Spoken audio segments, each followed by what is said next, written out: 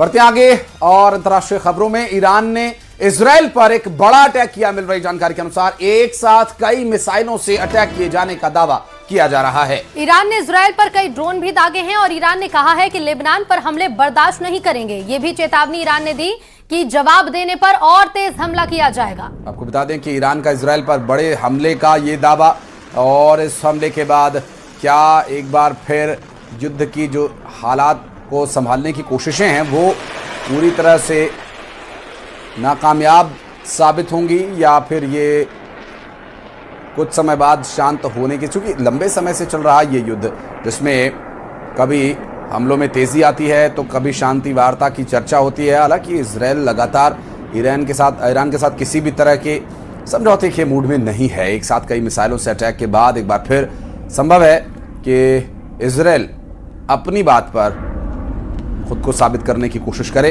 एक साथ कई मिसाइलों से अटैक का लेबनान पर हमले बर्दाश्त नहीं किए जाने का जो ईरान का दावा है, इसी हमले के पीछे कारण इसे माना जा रहा है। और लगातार शांति वार्ता की चर्चाओं के बीच एक बार फिर हमले की खबरें सामने आ रही हैं।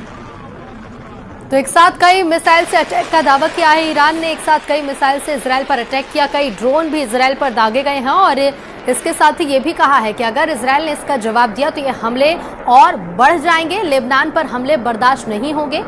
और इसके साथ ही जैसे ईरान ने हमला किया तो इजराइल ने भी ईरान पर पलटवार कर दिया। इजरायली एयरफोर्स ने हमला किया है। बता दें कि वेस्टर्न और सेंट्रल ईरान में बड़ी स्ट्राइक इजराइल ने ईरान पर जबरदस्त पलटवार किया और इजराइल ने ईरान पर किए हमलों से ये बता दिया कि इजराइल पूरी तरह से अभी इस युद्ध में बना हुआ है, जबकि ईरान लगातार इजराइल और अमेरिका दोनों ही को मुंहतोड़ जवाब देने की तैयारी में रहा है और लगातार जवाब दिए भी गए हैं। तो एक बार फिर इजराइल पर हुए हमले का जवाब इजराइल ने दिया और चूंकि ईरान ने यह हमला किया इजराइल पर, तो इजराइल पर पहले हमला हुआ, फिर इजराइल ने उसका जवाब दिया और इस जवाबी कार्रवाई में एयरफोर्स ने मोर्चा संभाला और ताबड़तोड़ हमले किए।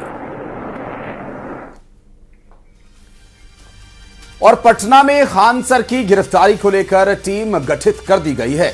खान सर की गिरफ्तारी के लिए पटना एसएसपी ने 5 सदस्यीय विशेष टीम का गठन किया है, जिसमें टाउन डीएसपी 1, टाउन डीएसपी 2, कदम कुआं थाना प्रभारी, पीर बहोर थाना प्रभारी और गांधी मैदान थाना प्रभारी शामिल हैं, जिन्हें खान सर की तलाश और गिरफ्तारी की जिम्मेदारी सौंपी गई है। और दूसरी तरफ खान सर के वकील आज पटना सिविल कोर्ट में अग्रिम जमानत याचिका दाखिल करेंगे। सूत्रों के मुताबिक अगर अदालत से बेल याचिका खारिज होती है तो खान सर सरेंडर कर सकते हैं। वहीं पटना में खान सर के कोचिंग सेंटर और उनसे जुड़े अस्पताल में फायर सेफ्टी नियमों का पालन नहीं होने पर नोटिस जारी किया गया है और इस नोटिस में 1 सप्ताह के अंदर सभी कमियां दूर करने के निर्देश दिए गए हैं और ऐसा न करने पर संस्थान को सील करने की चेतावनी भी दी गई है।